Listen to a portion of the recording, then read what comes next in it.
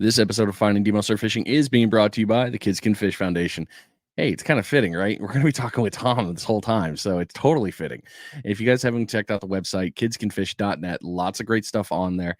And I say it in every episode that you hear when I bring this up. Everything you do and you throw money into and you help out with these tournaments, all that stuff goes back into the foundation to help get these kids out there to go learn fishing, throwing cast nets.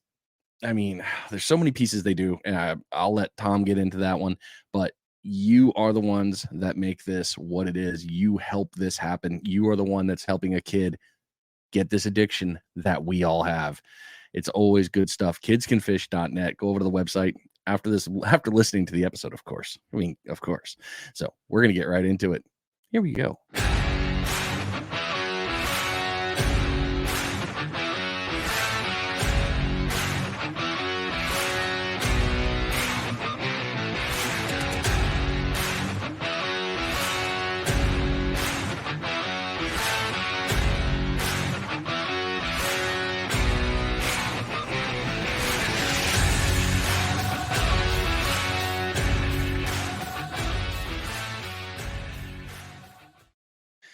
Welcome back, everybody. It's going to be a great week, great episode. This one is heavily focused on Kids Can Fish. We are going to be talking about a lot of stuff, especially in regards to the St. Simon's Island running of the Bulls tournament. This is going to be a double piece with that. So lots of good stuff in there. I hope to see you there. I'm going to be there. Tom's obviously going to be there. He's going to be on the show. A lot of big names are going to be going, and there's probably a couple surprises coming that we don't even know about, and it's going to be well. I'm just excited.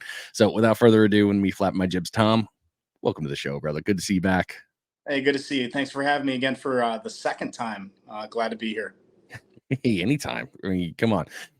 So we're kind of fortunate when we do have about 10 minutes in our lives that we're not going about 1,000,000 miles an hour. We are able to have a conversation on the phone or text message for a couple minutes and catch up on stuff. So you were a busy man. Oh, well, I think you're pretty busy too, bud. It's all lies and propaganda for me, man. All right, let's start at the beginning. We did have an episode before, but for those that haven't heard it yet, we're going to go ahead and start at the beginning here. What is the Kids Can Fish Foundation? Yeah, real quick. It was a vision that my daughter started just before her 10th birthday. What we thought was going to be a really small family-based charity where maybe we do some small things locally turned into something much bigger. And now we're averaging, at the end of this year, 11 fishing camps, I think is what we'll have done. The first year we did 2. The second year we did 5. And I believe if we can sneak this August and September camp in, it'll be 11 for the year. And we do that through fundraising and charitable outreach. And most importantly, we do a lot of different styles of fishing with kids. And if they're at a cast net camp, they leave with a cast net. If they're at a surf fishing camp, they leave with a surf fishing rod and reel. If they're at a pond's edge on fresh water, they leave with an appropriate rod and reel, and always some extra goodies and swag appropriate for that style of fishing. What I would have thought was going to stay small has, I guess, skyrocketed, to me at least, rapidly. And it's been a blessing. It's been absolutely amazing. And that's what we do. We just fundraise to get kids outdoors. Really just show them what they're missing out on by not leaving the house or the electronics. The world around you is too incredible to not go out there and see. Definitely. And you guys have been crushing it, man. The camps have been great. I haven't seen one kid with an unhappy look on their face. I mean, everything that's been after it has been a positive in all these kids. I was talking to Captain Dave Hansen from your saltwater guide out of the West Coast, and he was like, man, that's the way right there, because it changed my way of speaking about Kids Can Fish. Was he's like, we already have the addiction, we're already pumped, it's in us, we're done, we need to feed them, they need our addiction. And it made me really see like how much that mattered, and with what you guys are doing, it's tied it together so well, and these kids are just better for it. And you guys are doing so many great things, and thank you, Carolyn, for the awesome brains of making this start, and you've been doing great things. I always say it wrong. All right, Caroline. She's gonna punch me in the face, and I totally deserve it. It's like Caroline. No, it's Caroline. Dum dum. If it makes you feel any better, my dad does it too. So okay, a little bit better. Your dad is awesome. He's so much fun to talk with. All right. So you kind of nailed into a lot of the accomplishments there, but let's talk about some of the other ones. I mean, you got what, 14 camps? I'm looking at my notes. We nailed there. We got 14 camps done, and the number over $42,000 in Yeah. fishing gear donated to kids, man. Yeah. That is huge. So that number comes in a couple different ways. I mean, we get donated product in, and whatever the retail value of that, because that ends up in the hand of a kid. But when we buy product like our cast nets, every kid that comes to a cast net, that has a cost. The one thing that we're not factoring in to the product out, or even sometimes we'll make donations. If there's a kid, like there's a kid, two kids in Texas whose father passed away, and the dad and these kids fished. That was their thing. We sent a care package, and just it didn't have anything on there other than, we're thinking about you from Georgia, you know, signed the Kids Can't Fish Foundation. It was a box full of fishing goodies and some Bass Pro Shops gift cards. Like, so that's when money comes in, we raise money. We do some exterior outreach like that, which we consider, you know, an in-house donation. But yeah, $42,000 in 24 months is just, it blows my mind. And it'll be interesting to see in year 4, as we're continuing to grow. We might double that number in our 4th year. I don't know. We'll see. Well, it's got you quite busy, that's for sure. And all these kids are, like I said, I've said it before, I'll say it again, they're better for it. And thank you guys for all the stuff that you're doing. And I'm excited to even be a small part of it. And thank you for letting me. You mentioned the next camps. So September, you're looking at an inshore and another something in October. So I'm a glutton here. I have to sneak a camp in August. I got to do it. I've had such a busy personal summer with a lot of personal travel that I got 25 cast nets in my garage ready to go. I'm going to run a cast net camp in August. I'd like to do we call it an inshore camp, but it's a saltwater creek system, and fish for trout and reds, and get another one of the inshore style camps. And then it's October in Georgia. You know, I got to do a bull red camp because we've never done a bull red camp. Yeah. So if we do the third one, it'll actually be 12 camps this year. 2 for sure, maybe 3. If there's time. And then I take November off. But that's not true, because we said last year take November off, and I did a camp in November. You did. So, but the goal is to take November off. We'll see what happens. We're averaging like a camp every 6 weeks at this clip. So, well, you've got wow, I'm tripping over my words here. You've also had repeat kids. I mean, you've got guys and gals that have been out there, and they always learn. There's something new. Or one of my favorite videos that I've seen this year from you was, there was a young man at the Castnet clinic, the camp. He had his own method for throwing the cast net, and it was brilliant. It worked perfectly for him. And you were just like, dude, rock on. I'm going to try it that way. Yeah, that was, his name was Cash. Cash? Okay. Yeah. And I was like, where'd you come up with that? He's like, I don't know. That's the way I taught myself. I'm like, don't change it. Yeah. Because the whole net's wide open. You know, we have 2 methods we teach: an in the mouth method, which some people don't like to do. I don't personally throw, biting onto the net. And then the Caroline method, which is no teeth. And then I'm watching this kid. I was like, that's not what we taught this kid. He's like, well, this is just what I wanted to try. And I'm like, don't change. It's perfect. And that was pretty cool. And I studied him, and I was like, you know what? I'm going to keep that in my back pocket. Okay, if I get the yips or something and I can't throw a net anymore. The yips. Got a case of the shanks.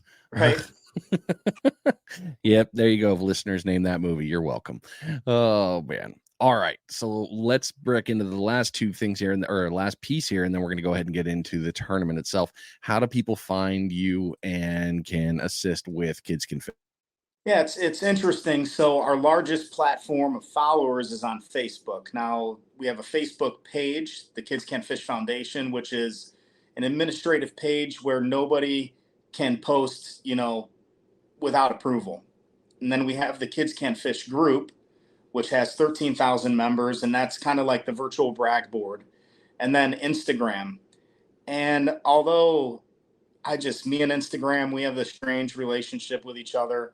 Um, it seems like we like trend more on Instagram and we actually get more views and interactions. Um, but Facebook is kind of home. That's where we announce our camps and clinics for the most part. And then that diverts them all over to the website, kidscanfish.net, because that's where the registration takes place. We have forms and, the liability waivers, the photo waivers, things like that all come in when someone registers for a camp. So Instagram, Facebook, and our website. Perfect. Love it. All right. So let's get into it, ladies and gentlemen. We're going to talk about the SSI Running of the Bulls charity tournament. It's so much fun. I loved it last year, and yet last year was a challenge. Mm-hmm. It was not easy fishing, but this year we got a lot of really, really positive possibilities. Good weather, good tides, all of it's looking perfect. So let's start at the beginning with it. What is this tournament and how did it come about? So when we became a charity that was relying on fundraising and not just donated product, we needed to generate cash. It became a thought of, do we want to be in this perpetual fundraising mode 24/7, 365? And the answer to that is no. So with the fishery right in our backyard and the bull redfish being near and dear to our heart, we have an opportunity. I talked with local government, got support locally, and 3 years ago, we gave it a try. And in the first year, we had 110 participants, and it just blew my mind. Year two, we had 171. And this year, we're going to have 200. We'll cap it at that. And we won't deny any kid entry. So if I hit 200, there's actually 140 people as of today registered. As soon as I hit 200, I'll shut down the adult entries on the website and only accept youth entries, which is a 15-year-old and younger. So it really came from needing a way to generate funds so that we can do 11 camps a year.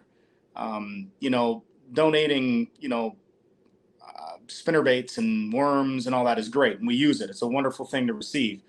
But cash buys cast nets, cash buys rod and reel combos, cash buys hats and shirts and stuff for kids.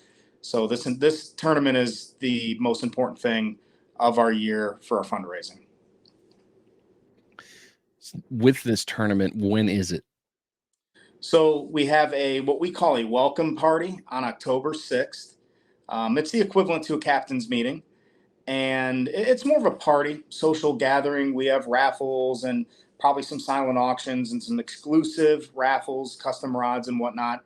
I really like it because what we give the tournament angler an opportunity is to check in early. That means they don't have to meet me at the beach at 5 a.m. on Saturday morning. They can go right out to their spot. I'll be at a check-in Saturday morning waiting for everybody. But the best thing we did was give an early registration, an early check-in, and allow the anglers just to get out there Saturday morning. Because on Sunday, there's not a check-in. You head out, you've already checked in. So it's a way to meet the anglers, socialize, raise some more money through raffles and whatnot. And it's a really good time. But the tournament is October 7th and 8th. It's a 2-day tournament and gives people that are traveling for the holiday weekend an opportunity to travel on Monday if they wish and not have to get right back to work or school. Yes. Not sad about that. Not even a little. How much is it to enter? So we have a $65 entry fee for the adult and $40 entry fee for the youths. Now, backing up for a second here, like you said, you're going to cap the adults at 200. However, the adults are required to be there for fishing with their kids. They just can't reel them in at all for that part if you're not registered. Right. So I guess the couple questions I've had is, if I'm only entering a 12-year-old and they're the angler only, do I have to pay an entry fee? And that's no. The youth has to do our recommendation is the youth should be doing a majority of the work. But fact of the matter is, a 10-year-old's not going to be able to cast a 6-ounce weight and a piece of mullet, as far as the mom or dad might be able to. So we allow the parents to do the casting. We allow the parents to set the sand spike and put the rod in there. And we like them to talk about setting the drag. And as soon as that rod comes out of the spike, it should get in the kid's hands. And we would like the kid to do a majority of the reeling, But if a mom or dad has to help, then obviously that's acceptable. And in the first year, one of the participants was spinning using a spin combo, and the reel just exploded. It fell apart. So the dad and they're hand lining this fish in. They land the fish, and I got asked, "Well, is that did the dad catch that or did the kid?" I was like, "Was the kid pulling on the line too?" And they're like, "Well, yeah." I was like, "Was the kid reeling the reel when it exploded?" They're like, "Yeah." I was like, "The kid caught the fish. Like, come on." So we want kids, moms, dads, uncles, aunts, grandmas, uncles, whoever, best friend that's fishing with a kid, just to have an experience. Like, be in the sand, enjoy each other's company, meet some new people. We're not really worried about, if a parent is helping a kid, because that's how you fuel the passion. Catching your first bull redfish with whoever that loved one, family member, friend is with you, helping a kid. That's how I learned. That's how you learned, right? So we're pretty loose on the rules as far as the kids go. The adults, that's a different story. Yes. Ugh, we're going to get into the part of the adults here, but let's continue with this. What are the boundaries for fishing? So we have what we call a north and a south boundary. So the north boundary is the Coast Guard beach. There's a Coast Guard station there, a large parking lot, and we basically will move about 300 yards, 400 yards south of there, and then the entire beach north to Gould's Inlet, which is Goulds, if people are looking, would be what we consider the north boundary. Then we have a very small south boundary. It's a pretty popular spot, and that is from 5th Street to 10th Street. Still a good stretch of beach, but it seems to be a pretty popular area for people to go. I can guarantee you it'll be more crowded down there, but there certainly wasn't any shortage of sand if you wanted it. But I can't give you even the exact distance, but it's probably a third of the whole north zone. But if I closed that and made it a north zone only, a lot of people would probably be like, "Why don't you have that zone open?" It just makes sense to be down there. So we have a north and south, and we leave a stretch of property in between open. It's a big tourist area, people swimming, hotel, Airbnb people, and we want to keep the local government happy. We want the local tourists to have beach space, to be able to swim and not worry about anglers on the beach. Obviously we've heard stories, and we've never had that in our tournament. Never had an angler and tourist issue, and I hope to keep it that way in the third year. And I know this wasn't in the questions, but I'll ask because I know some people will also see this. There is another tournament going on at the exact same time, different organization doing different things in a Right. whole different area. However, there is a little crossover. Just be careful. Be careful when you're picking out what you're going to do here and where you're going. There's make sure you're on the Kids Can Fish one. Don't be on the other one when you're looking this up. And here's the thing, that I've fished in that tournament up north. Had a great time. And if it wasn't on the same weekend as ours, I would fish their tournament, because I love red fishing from the sand. Um, Different format as far as payments. That tournament, in my opinion, is geared more for adults. Um, we do a lot of extras and weird spin-off things that are just fun. A lot of giveaways. The environment's totally different, but yeah, our tournament is the running of the bulls on St. Simon's Island, and we limit it because we want people to be able to come and have beach space and enjoy themselves and feel, if they're not catching fish, at least feel like they had just a really good day on the island, on the beach. With this whole zone, I mean, it's a decent area and there's going to be plenty of room, people. There really is. You'd be surprised. But if you've never fished this before, there is plenty of room. Uh, when you do catch a fish, because this is in a large area, how are these fish verified? Yeah, so we are heavily reliant on volunteers. So the Federal Law Enforcement Training Center is really close by. We have police trainees from all over the country that come and volunteer. The local high schools are huge. The ROTC is a huge help with giving us volunteers. National Honor Society, and then random people that just want to volunteer that live on the island. We have just a great blend of volunteers. They'll be wearing blaze orange. They'll be easy to see. Basically, about every 50 yards, 30 to 50 yards is where we set our volunteers. And when they see a mass of people around an angler, they know that there's a fish on. They walk over. They have the official tape measure that we use. They'll measure from the top of the fish all the way down to a pinched tail. They'll say whatever the measurement is. And the last thing, and we changed this year, we've never had a big discrepancy over a measurement, but the last thing your beach judge is going to ask you is, all right, this is 38.25 inches. Do you agree with that measurement? And if the angler says yes, it's final. If the angler says, no, I think it's 30.5, then the judge and that angler should be spending some short amount of time to rectify the disagreement, get that fish in the water quickly. But as soon as they say, yes, I agree, that fish hits the water, there's no going back. That's the one thing we've never had a judge ask. And then, of course, it's always good if the judge or someone's videotaping, but we're not a video photo type contest. We rely on volunteers. So you'll see volunteers on the beach, and so far it's worked really well. Perfect. What are the fishing hours for this tournament? Because this is a cool thing that I do enjoy. Yeah, so day one is 8 to 4:30. As of right now, day two is also 8 to 4, is 8 to 3. The tide is so dang good, man. I'm really, and people travel, and I'm going to get hit from both ways. If I extend for another hour, they're going to say that they don't have enough time to go to an Airbnb, a hotel, whatever, shower, and get to the awards banquet.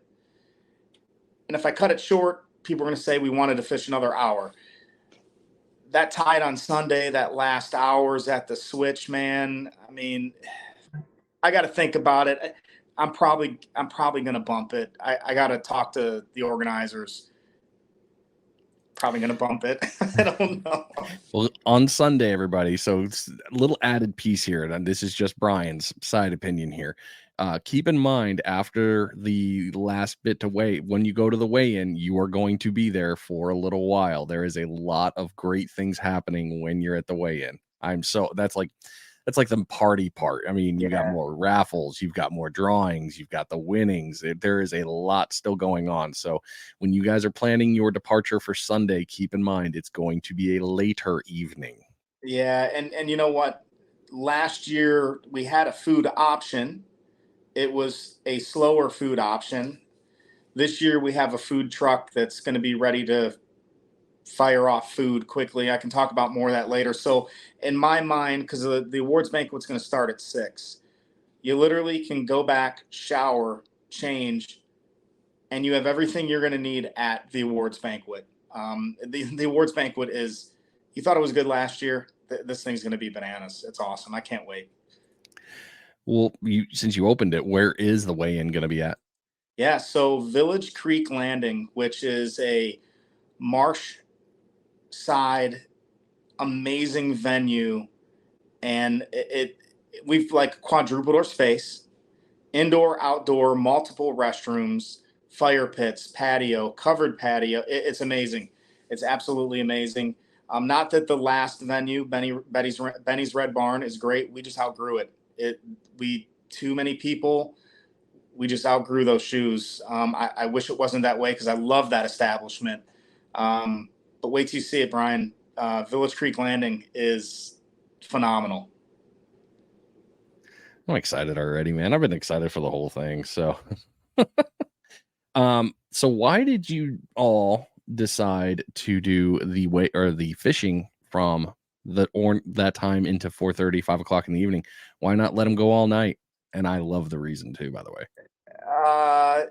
Well, first of all, volunteers.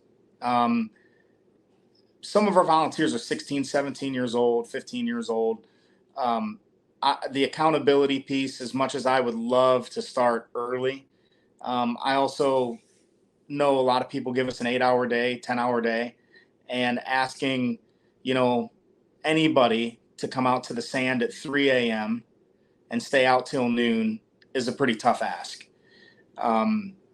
Trust me, when I hit the sand and I fish personally for the redfish, I'm there at dark. That's just the way it is when I fish for myself. But the tides are perfect. Going any earlier might even be when you wouldn't go out anyways.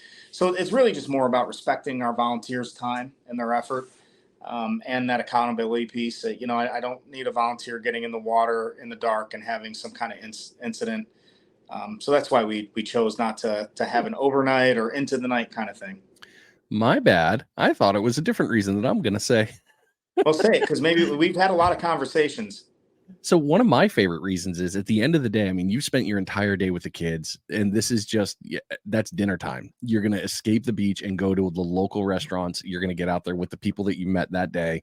It's a perfect time for you to also have that family bonding piece, because this is, I mean, you get the kids and the parents. This is a super win of like, hey, look, we are fishing. We are non-distracted. And I mean, my brain said that. I was like, oh, okay. They just got it set up so everybody can go to dinner together and do family time. So my bad. That's why we don't have a social function on Saturday. There's a lot of families that come from out of town, and if we do something Friday, Saturday, and Sunday, it's overkill. Go see the island. Go do something you've not done before. Enjoy your Airbnb, and have a fire on the back patio, and the welcome party or the awards banquet party to me is so much fun that I almost would sacrifice time on the sand to go to that thing, because it really is a great time. This is a very big social tournament. The vibe is right. The people are right. Atmosphere is great. Support's great. So it's, I'm sure there's people that are registering to win. Like they want to win. But I can guarantee you everyone that competes will leave and say, that was fun. And I didn't catch a fish. And they'll come back next year. Yep. Last year, especially. Don't worry, everybody. This year's going to be better. Last year's tide is not going to be what it was. We'll be okay. Yeah. Oh, there were so many damn sticks in the water. Ugh. We still, gosh, I'm going to get my numbers mixed up. There were still 20 to 24 redfish caught last year. Or was that the year before? There were still redfish caught. Oh yeah, there was still plenty caught. I mean, we had the conversation in the morning. I know it was afternoon on Saturday. We were kind of like, man, why aren't the fish coming? This is a low count. And then come sundown, boom, it exploded. And then the next day, boom, people were nailing. It was like, okay, we're gonna be it's all good. We're good. Well, time out here. You caught a fish. You caught a redfish. You want to bring up bullshit? I'm still gonna say I accidentally caught it, because I did bring it in on a bait check and was like, there's a fish. 13 inches. Yeah. Never caught a red that small in my life. Well, so you got awarded, right, last year? I did. I am the king of the smalls. And probably one of the most classic photos from the tournament of all time. And everybody loved when you got your king of the smalls, the baby bull recognition. The place went nuts. Like, they loved it. And I was like, we missed on this one. But guess what? We didn't miss, baby. Oh, look at that sexy. Oh, that is pretty. Oh, look at that baby bull. Oh, that is so nice.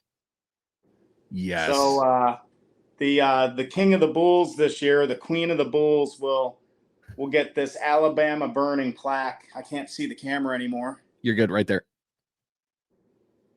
Oh, look at that. Oh, Alabama Burning makes these. Such great work. Love their stuff. So many good things. On top of something else, cash or rod and reel or something, but they're going to walk away with one of those things. And I guess since I'm on the trophy kick, check this guy out.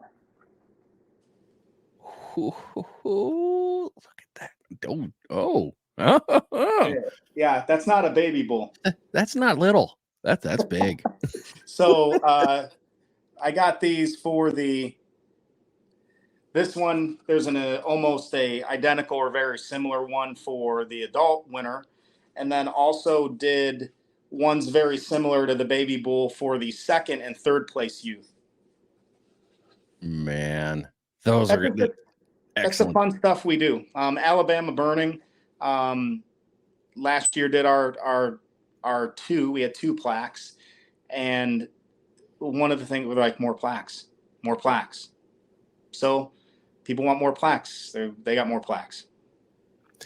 Well, this year it's going to be a good competition, and it's going to be fun. Yes, I've been warned by Seth that he is coming for the crown of King of the Smalls, and I was like, all right, cool, we'll see. Hopefully, it's like a 39-inch baby bull. That would be something, right? Oh, I have a feeling this year it's going to be a double digiter. I mean, granted, if I can find another 13-incher, and I will say this right here for the record, for all of you out there that see me fishing this tournament, I will be targeting the smallest red I can possibly find. If you pull in my rig, you will see that I am specifically targeting a certain one on one rod.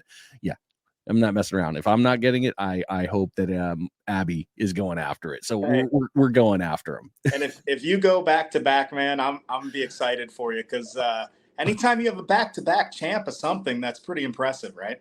It is. And I mean, I'd probably have a better chance getting the lottery winning numbers, but hey, you never know. And that's one thing we all love about fishing is you just never know what's going to come at the end of the line. You can plan, and at the end of the day, that's when you know how it went. So I'm just excited. I'm very much so looking forward to this. I still can't believe that damn fish stayed on that hook. It was unbelievable. Oh, that was fun times. Well, you've already brought up the trophy, so let's go on with that.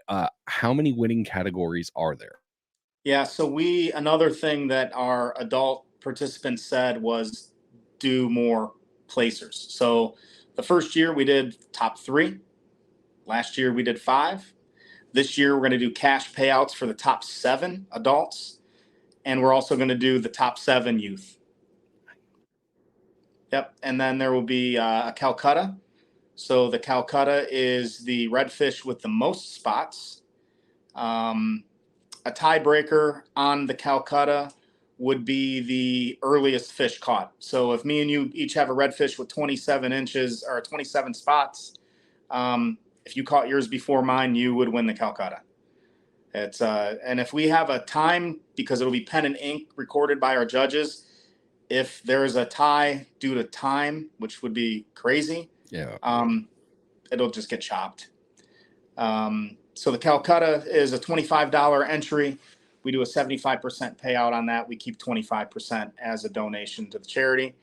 And there's all kinds of stuff. Like every day, first person to catch a fish is going to win something. Mm-hmm. It might be a rod, reel. I don't know. I kind of want to offer up the first lady angler to catch a redfish. Gets a lady angler prize. And, let's just lock that in. I'll do it right now.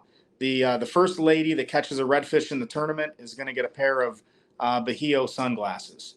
How about that? For a women's frames, Bajio sunglasses.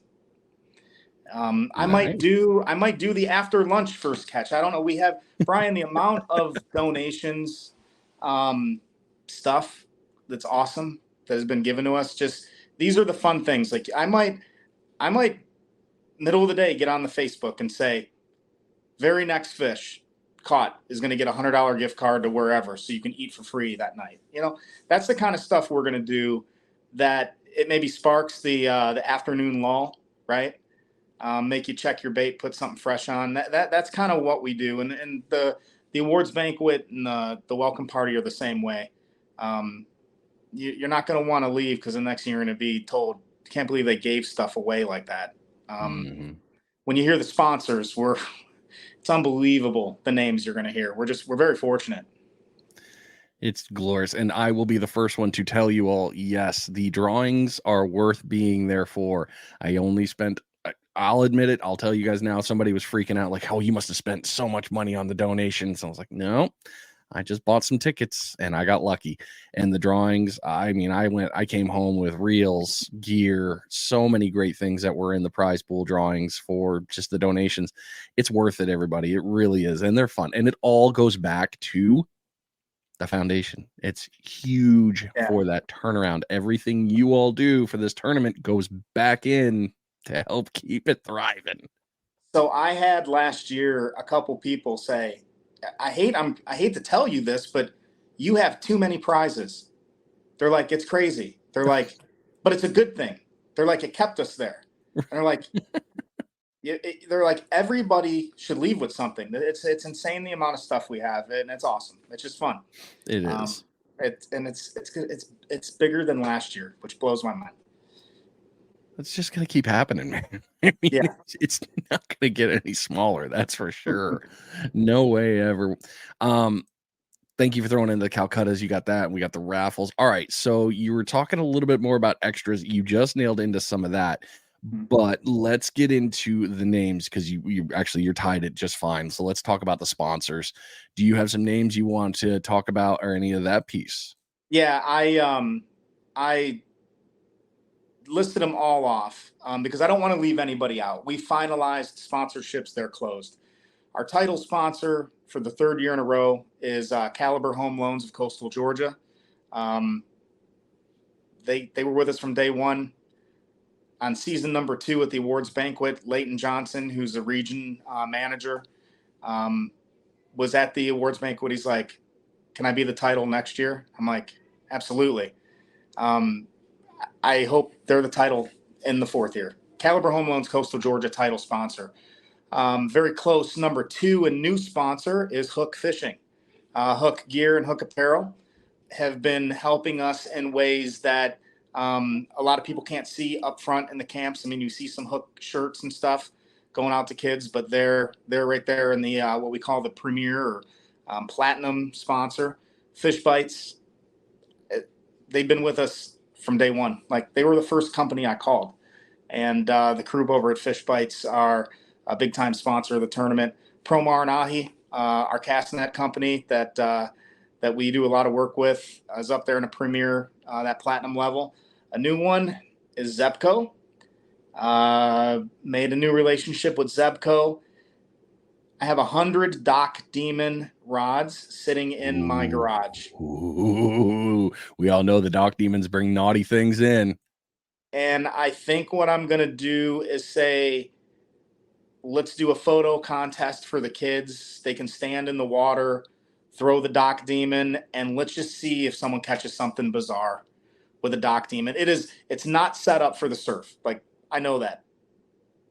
But it's fun, and every kid that joins the tournament that comes is going to get a Dock Demon for free.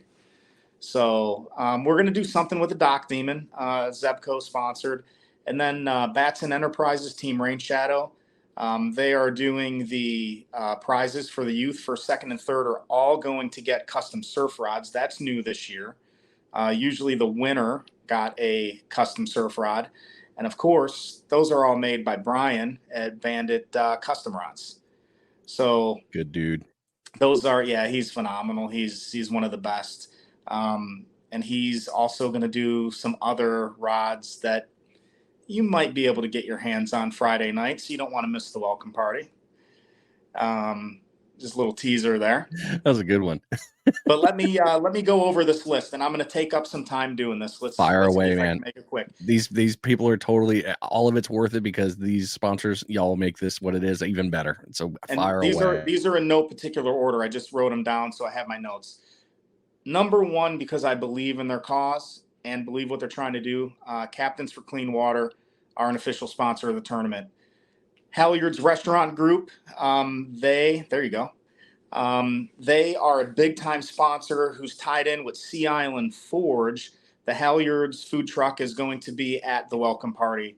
Halyards is the best restaurant possibly on the island, on St. Simon's Island.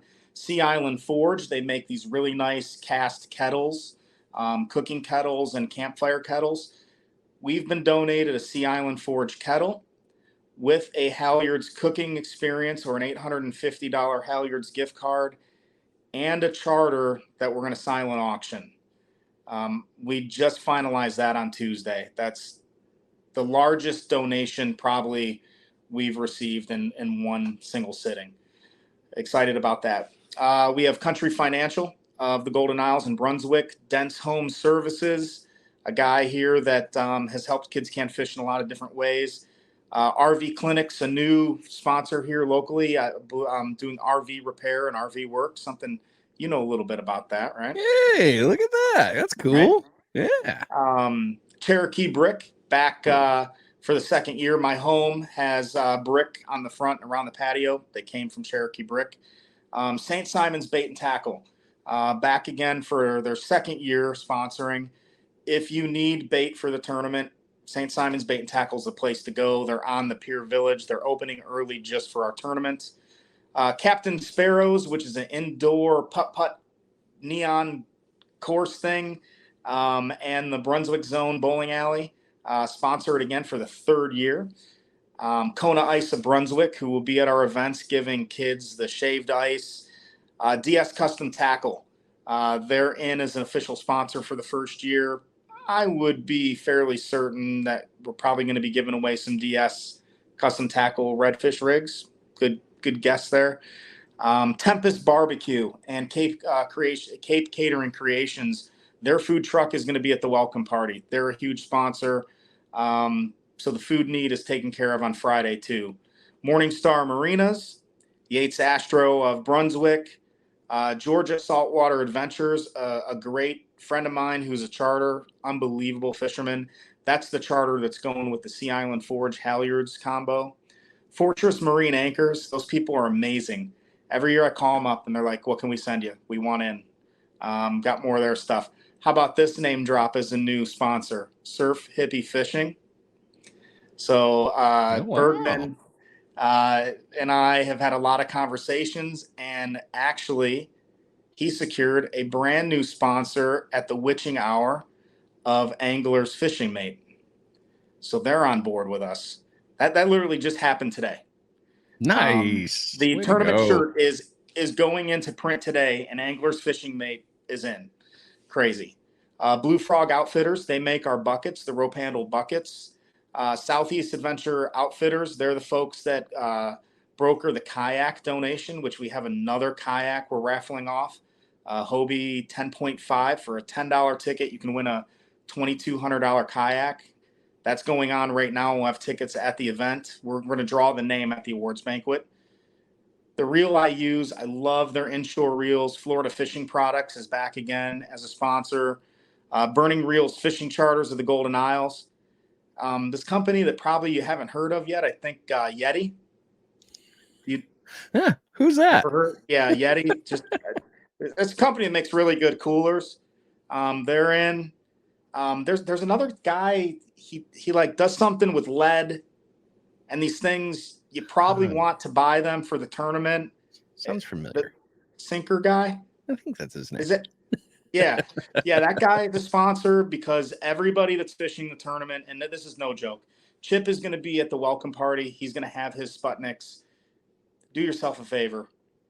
Buy 5 or 6 of a 5 ounce. Buy 5 or 6 of the 6 ounce. I'm not so sure you're going to need 6 ounces of weight this year, but you never know.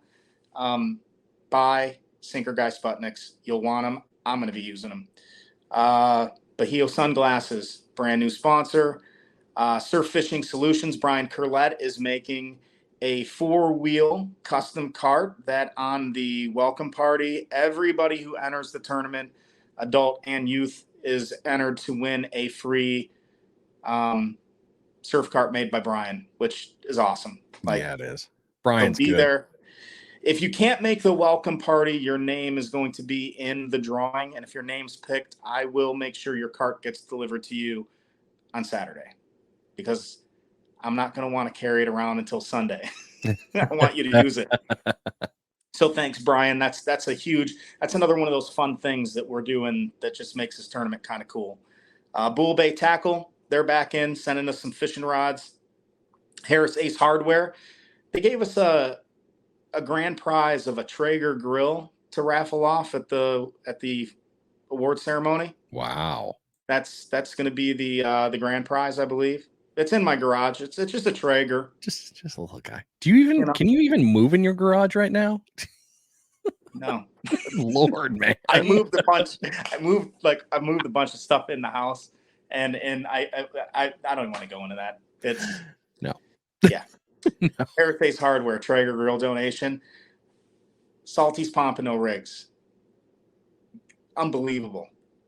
A guy goes to the Bama Beach Bum and the Bama outdoors store, their grand opening. And he's like, I'm going to raffle off a Van Stall reel and just donate the money to that to you guys. He raised $750 or $1,750 in one day. So he sends the money over. I don't know. I don't know them. I don't know these people. Sends the money over, and I was like, look, Salty's Pompano, we're picking up your sponsorship. You're in. So Salty's Pompano rigs, and I'm fairly certain Doc Demon might have a Salty's Pompano rig on it. There's a chance to see something. I don't know. William Justin, you're amazing. And then another guy, another company, the Finding Demo Surf Fishing Podcast. What up? Right? Is I think you were probably the first confirmed sponsor of the year. Oh. Our relationship has expanded and grown, and right off the bat, I was like, Brian, I need you. Are you interested? And you were like an instantaneous yes. I said in no particular order. I left the best for last. Thanks for being a sponsor, Brian. Anytime, man. You guys are doing so many great things, and anything I can do to help move this needle in any way, shape, or form is a super win for me. Because you're just doing so many great things for these kids and these families in reality. I mean, it's not just the kids. The families get a huge piece of this with getting that time with their kids doing something other than the trampoline park. Right. So before I leave the sponsors thing, I think it's important for me to say this is not only thank you for these people that contribute, but I'm a big believer in like brand loyalty. The companies and the people that we're reaching out to are companies and people that we respect. And I just ask, people that are watching this or people that are making decisions on purchases to think about these companies that are a pretty easy yes when you ask them to help out. These companies that I just named, they care about youths. They care about youth fishing. They care about the growth of sport. There are plenty of companies that do say no, and that's okay. I'm totally fine with that.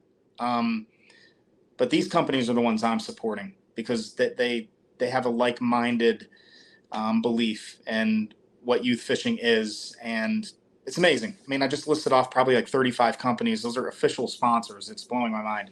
So support these companies, support these people. They're in it for the right reason. Man, my buttons aren't working for me. Hitting the wrong things.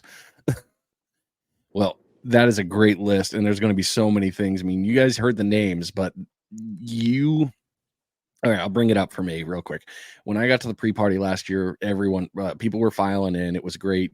Abby and I drove from Navarre. We got over into Georgia in the evening. We got there just in time with Chip and Barry. Actually, the whole crew was there. I was like, all right, cool. We got in. And then when we got into the whole area of hangout, it turned into even better. The kids started hanging out together, meeting each other. There was no drama. If there was, it was very minimal. That wasn't noticeable. There was plenty to do there. And then you got the silent auction table, and everyone's kind of doing their little peek-ins, like, oh, you outbid me? Hold on, hold my beer. Everyone was getting through, but people were meeting each other, having conversations, seeing names from the group. That was my favorite one. It's like, oh, I've seen you in the group before, having conversations and building and doing great things. So all of this being tied back into this one is a phenomenal event. And I'm going to ask, I know the answer because I'm staying at an Airbnb. What have you noticed also with the area? Is there a lot of availability for hotels, places to stay on the island? Yeah, there's no shortage of places to stay. Obviously, the Airbnbs and VRBOs are pretty popular. There's a Holiday Inn and a Home 2 on the island. A couple other small inn and suites. Village Inn and Suites is a popular one. If you want to be on what we call the mainland, the Brunswick side, which is literally 15, 20-minute drive, if that, by the I-95 corridor, you have 8 or 10 hotels right here in Brunswick proper. There's no shortage of hotels. If you find yourself looking at Brunswick proper hotels, don't lose any sleep about it. You're literally 15 minutes from the fishing zone, and you might save yourself a couple bucks by being off the island. So there's no shortage. Other than probably Airbnbs and VRBOs being a Columbus Day weekend, I would be jumping on those pretty quick. And I will say for the local food, hey, you guys know me. As Tom and I have said, we are medium extra husky ish. There's good food there. I forgot a sponsor. Oh, and I have because it's food. Who did you forget? Fiddlers on the island. Oh yeah, that place was really good. Awesome food, and it's really close to the Coast Guard beach. If you're looking for a place to go on Friday night, Saturday night, you're going to be at the welcome party on Friday eating Tempest barbecue, but Saturday night, Fiddlers is a good spot to go. Yes. So plenty of great opportunities for all that. And if you don't want to eat at the restaurants, there is grocery shopping all around there. There's plenty of things. It's a very booming area. So don't fret. And if you run into a problem, I will say this because I know you're going to say it, but I'm going to steal your thunder. Reach out to anyone in the group, especially somebody there. There's a network, and it's already in. Once you're part of the tournament, you're part of the network. You will be taken care of. You will be helped. No one's going to make sure you fail. Everyone's going to make sure you succeed. That is the key. Yeah, 100%. Man. All right. You've nailed just about. So we got all the sponsors. We got the times. We got the money in there. When is actually, we didn't talk about this. When is the cutoff for purchase? Cutoff for purchase is as soon as it hits 200. I'll go on the website and we'll lock down the adult registration and leave the youth one open. So I've been pretty good on the Facebook group, which is St. Simon's Island Running of the Bulls, is saying, hey, we're at 140. I'll get back on there and say when we're at 150. And I imagine when I get within the last 30, the hesitant folks are going to start popping up. We're going to sell this thing out by mid-September. First week of September, I think I'll be sold out. Well, this episode is airing on the 8th. So when you guys see this, you're running short on time. Like it's gonna pack. It always does. One rule we didn't talk about. So the rod limit rule. Yeah. Pretty simple. 2 per person. Yep. There's going to be a lot of people there. You'll understand when we're all out there. And before anybody freaks out, like, oh, we're going to be tied together. I saw it last year. Any fish that was caught, every angler around you will do everything to make sure you land the fish. I think we only had one break off last year, and it was just a really weird situation anyway, because hell, it was the king tide and it was just so many weird pieces that went with that break off. That fish was caught about 2 minutes later, which was really funny, but the 2 rods per person is more than enough, guys. It really will be. You're going to see so many different pieces. And people ask, how far do the rods have to be apart? And my answer is be respectful. Yeah. When I fish by myself, I set my rods probably 12 to 15 feet apart. That's probably consistent with what you see in the tournament, maybe 20. Just look around. There were fish caught in every single zone, north and south, far and wide. So my rule of thumb is fish swim. I've caught fish in every single area of those beaches. I don't have a favorite spot. So pick one that looks good and sling it. And a perfect example is guy Ronnie and his daughter Mia last year. New to surf fishing. I helped him pick out a rod and reel, and I'm like, find a good spot. I'm like, just find somewhere that looks right, sling it. Next thing you know, shortly after 8 o'clock in the morning, Mia's on a fish. And he's like, yeah, that worked. I'm like, see, the fish swim. It is really true, everybody. It's really not. It's going to be fun, and we're going to be very, very, very busy with bull reds this year. It's not going to be like last year. I think the judges are going to be very, very busy. The tide is just it's too good. It's perfect. And the good news also, ladies and gentlemen, so if you go to the Blue Carpet Beach area that we were just discussing, the main drag, there is a bathroom there. There is a shower there. There are facilities available to you, so the kids can go back to the bathroom there. It is walkable. It is able to get to. Biggest ones, I think, for recommendations, if you're going to fish it, is mostly sunscreen, snacks, food, water, shade. Bring an umbrella because there's no escape out there. What else do you think? What else do you think we need? I mean, good shoes for comfort, because I mean Well, I was it is a gonna hard beat. say it is hard packed sand, so it does a different number on your feet. Um, I would say if you if you feel that you don't want to fish the whole day, go take a lunch break, go to a Yeah. different spot. We have a lot of people that do that, and then they catch a fish 3 hours later and they repacked up. Um, let's get into hooks a little bit. Yep. 7, 8, and 9/0 octopus circles. I exclusively fish Gamakatsu, kind of across the board. I'm a hook snob. There's plenty of other hooks that are great, but I buy Gamakatsu. I like the 7 quite a bit, but Seth likes Seth Silverstein, the guy I fish with quite a bit, um, likes a bigger circle hook for those reds. So make sure you got yourself 7, 8, or 9. I do a single drop. I just think there's too much twisting and flipping. I fish a single drop every single time, whether it's tournament or just out with me and the kids. And again, sinker guy Sputniks. I'm a big believer. Will a pyramid sinker work? Yes, but a sinker guy Sputnik works better, hands down. So those are a couple things you're gonna want, and bait. I would say if you're fortunate to get into St. Simon's area early, go to the bait shop, St. Simon's Island Bait and Tackle. They're going to be ready. And if you can't get there Friday night, they're opening early for us. They're going to open at 5 a.m. They normally open at 7. So you can get morning bait early and not feel like you're missing anything. So I would say have your hooks, weights, and bait ready. So Saturday, you don't have to make any stops and just go. Bait recommendations. I'm gonna exclusively fish with mullet, and I'll tell you right now, last year I fished frozen mullet because I ran through all my fresh mullet. So I went to St. Simon's Bait and Tackle, bought the big, those 5-inch, 6-inch mullet. I cut the tail off so the fork isn't flipping around in the surf, and I chunk it up in 4s. So I'm getting like 1.5 to 2-inch bait. And I played around using blue crabs. I get impatient with blue crabs, even though it's phenomenal bait. There's no doubt about it. You're just going to go through crab faster.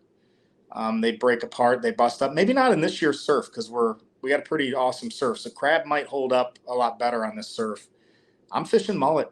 It's what I catch my bull reds on. I'm not going to deviate from the playbook. And you will also have some setups available for people that do not have gear. I know that was discussed last year. So I've donated, like daily donate. I've given some rods and reels out to people to use. They don't go a long way. But if someone calls me up and says, I want to compete, but I don't have that type of gear, kind of a first come, first serve kind of thing I've done with the hope that my FFP 6,000 doesn't get dunked in the sand and water. But that's the kind of stuff we do. If someone says they want to fish and they just don't have the right type of stuff, or someone travels from out of state and snaps a rod, we're gonna get them covered. That kind of thing. That's what we do. I guess I'd be remiss if I didn't say, if you catch a whiting off the surf, you better use that whiting as bait. Whiting's phenomenal. If a kid is using a Zebco Dock Demon and catches a whiting, I would do a bait check and swap out. Whiting's phenomenal. Whatever your preference is, I'm using mullet. Now, with the tournament, everybody, here's a couple things for all you Florida people coming up. St. Simon's Island for Pompano is not a super common catch. Mm-hmm. Before you do anything with getting a Pompano gone, might want to look into what the records were, because the state record second place was tied last year. Yeah. There was also triple tail caught from the beach. And if you haven't heard that was a good one. And if you haven't heard the episodes with Seth or Brian, if you go back and listen to those episodes, no, I've had a third one. Oh my gosh. Oh, I'm brain farting. I can see his face and I can't say his name. Oh, Dylan. Thank you. Yeah, Dylan, I'm sorry, dude.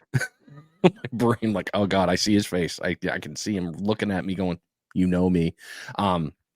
If you want to hear in some info on St. Simon's Island fishing and you want to get a little leg up on some stuff, go back and take a look at those episodes. There's some stuff in there that might be useful to you, but there's going to be fun fishing going on. So there's a lot to do. So what was awesome about those episodes is Dylan was factually accurate, Seth was factually accurate, but different in approach and style. Yes. Yeah, I'm two different different in types. approach than Dylan and Seth, and my method works. So I would listen to both those episodes. You will come away with some tips and tricks that are certainly going to work for the tournament. And I guess the one thing I would say is avoid the pre-tied tourist rigs. If you're coming to this tournament with novice experience, reach out to me. I have people that tie rigs. I will get you a quality rig with a quality hook and a quality Sputnik and get you to where you're not going to lose a fish from clamps breaking or crimps breaking. Do not buy a Walmart tourist rigs. Don't buy them. Use something that somebody hand tied. There will be plenty of people there with spares. I mean, yes, don't you all worry. If you break something at the beach, I will say for me, I'm going to go ahead and volunteer this. If you see the Finding Demo surf fishing flag, which will be flying, you'll find it. It'll be up there. You can come over and talk to me, and I will have gear. I will have things that I can happily say, yes, go use this, go use this. The Fishbites team will probably all be very closely proximity together. There will be some things there to come take a look at. The sinker guy will probably be within shooting distance. So will Barry. So we'll catch them up with Cullen. They're really easy to find. Just look for the flags whipping in the wind. Yes, we are weird. We fly our flags way at the beach. So we like for you all to come find us if there's a problem. By all means, come. We have the contacts of whoever we need to. If something's funky, we will help you out. I know it'll be fine. Everything's gonna be just fine. We promise. Right. And I'm not even running things. I'm just there, but everything will be just fine. You hit the nail on the head though. If you have a question, get on the Facebook group, ask. We got you covered. Like you won't be without a shortage of experts probably fishing 3-4 groups down from you. Nobody's going to get left hanging for sure. Well, I am excited, dude. I can't wait to see you again, and I really can't wait to fish. Old AJ has been going nuts. She's like, come on, are we going? I'm like, I told you we're going. We bought the tickets a month ago. Oh, okay, but we're really going, right? Like, oh my God. Yes, my love, we are going. I promise. So yeah, I know she's razzed for it. I know Cullen's like, yes, I can't wait. Those two are on Messenger all the time. They're talking about the tournament. There's going to be a lot of fun stuff, and I'm just so excited and thankful that you've done this. I'm thankful for the foundation for building what you guys have built. This is going to be a phenomenal tournament. So many great things, lots of great memories, lots of great laughs, and hey, who knows? The bull monster could be a 50-incher. I mean, this could be some big fish. Be ready. Or maybe this guy. Or hey, 13 inches. That's the goal. 13 inches. Dude, and we joked about that too. I mean, that was the funny thing. Like, you even were like, what the hell? I'm like, I don't know. I mean, and we were like, I hope that this doesn't climb the ladder. This better not make it to the top. Were you not the first on the board? I was. And it held for a good 3 bit of time. Yeah, we were free. I know we were like, no, this better not hold. But on the same one, last year, that king tide, the storm that had come through, so many bad factors were just all against us. And we knew the fish were going. We saw them running. But I mean, to me, that 13-incher was an exact moment of you never know what's going to grab your line. They're there. So my biggest has been 47. And last year on my birthday, October 23rd, Caroline and I are fishing, and I did not have a tape. And I'm fairly certain Caroline caught a close to 50-inch red. Oh, yes. And it was just one of those goofy shaped, all belly, long tail monster. And I did not have the tape in my bag. And of course, I get the fish in the water. I'm fairly certain she broke my 47 because she looks tiny next to this thing. It was a big fish. So they're out there. So in getting on your 50, to me, catching a 50 is like shooting a hole in one. There's several caught a year, but to me, a 50 is like my target. Like if I catch a 50, I'm gonna go nuts. And they're in there. I've seen pictures of them on St. Simon's and Jekyll. They're far and few between. If someone catches a 50, you can pretty much guarantee you're going to be walking home with some cash. Yeah. That's a big fish. That's a real big fish. Right. Other than that, man, anything else? I can't think of anything. We got all the questions nailed. We hit all the check marks, and we've had some good back and forth. I'm like I said, I'm excited, man. Yeah. Non-tournament stuff, just everybody in the fishing community. It's a fishing family that take care of us. It's unbelievable. Dan from DW Lures, literally on my phone. He popped up. He bought a tournament shirt because those are pre-ordered today. It just the people that are helping us is just unbelievable. I would have never told you when I moved to Georgia in 2014 that I'd be organizing and helping my daughter run a national charity that has people from Washington State to Southeast Florida to Maine supporting us. It's just incredible. And we couldn't do it without people that come to our tournament and support us in different ways. I can guarantee you, if you come to the Running of the Bulls tournament, you're going to have a really good time. And if anything, you're going to meet some good people and have a really, really good chance of winning some prizes, because my house needs emptied.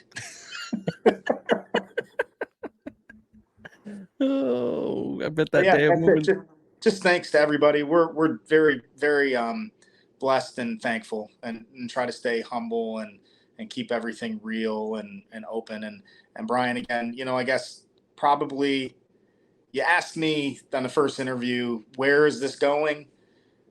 I think I still have the same goal. I'd love to see Caroline in her 20s running a charity that she envisioned at 9.5 years old. But for me, I know in my retirement, I've got a whole new set of good friends all over the place, and I'm going to have some amazing fishing adventures. Just the people that we've met have become really, really close friends. And that's I think what I'm liking the most now is that I'm meeting as an adult. It's hard to make new friends as a big kid, right? Meeting some pretty incredible new friends. It's good stuff. Very true. Yeah. Well, thank you so much for coming on here. Thanks for doing all this, and I look forward to catching up with you, and we'll catch up soon. All right. Thanks for having me. Yes, sir. All right, ladies and gentlemen. Tournament's going to be awesome. If you haven't figured that out yet, it's going to be a really good time. There's going to be great fishing, great people. All of it together is going to be just a real fun adventure. So kidscanfish.net, go over there, take a look. You can get register for the tournament all through there. You can register for everything through there. You heard that the limit's coming up on the timeline. So when you hear this episode, it's real close. It's next month. So be ready to rock and roll. I'm excited. All right. You've been listening to Finding Demo Surf Fishing. Thanks for sticking around. Take care of yourselves. I'm out of here.